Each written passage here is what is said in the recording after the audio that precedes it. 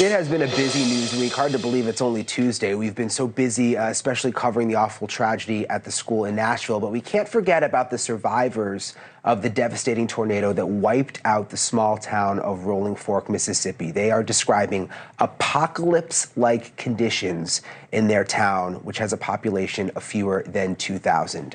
Friday's tornado killed more than 20 people across Mississippi, upending cars and trucks with 200-mile-per-hour winds, turning homes and buildings into unrecognizable piles of rubble. And yet through all of it, NewsNation met up with one man whose faith would be tested beyond comprehension, but in no way damaged like his possessions were. Believe it or not, this is the second tornado that Pastor Bob Gilliland and his wife survived in the last 3 months. They only moved into their current home after their last one was destroyed in December.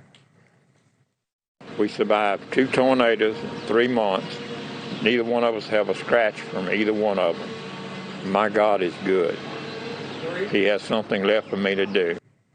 Incredible people there in Mississippi. Bob's Deer Creek Baptist Church is now a refuge for those who have lost it all. Anyone can come by for food, clothes, or even just comfort. And we're learning that the number of people asking for a helping hand in Mississippi are far fewer than the number of people offering a helping hand and trying to help others. And from where I want to go right now to NewsNation correspondent Stephanie Haynes. She is on the ground in Rolling Fork. This is a story we're not going to forget about because the people there obviously need help. But they're so strong, Stephanie. How is the recovery going there?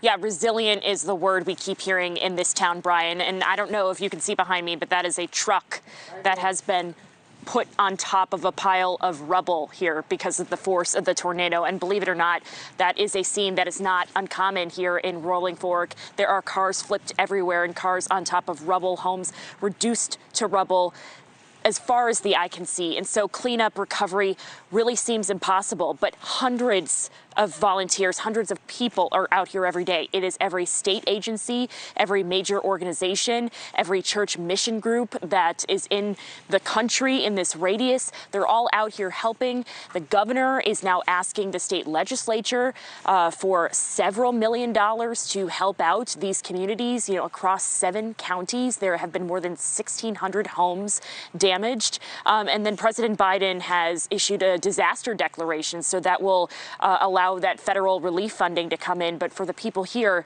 that money cannot come soon enough, Brian. Yeah, we only have a few seconds left, Stephanie, but real quick, are people getting the help they need there? Do they need more help?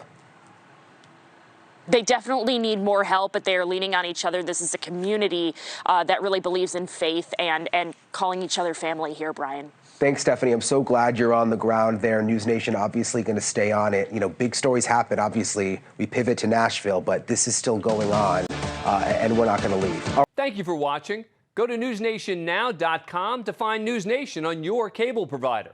And don't forget to click the red subscribe button below to get more of NewsNation's fact-driven, unbiased coverage.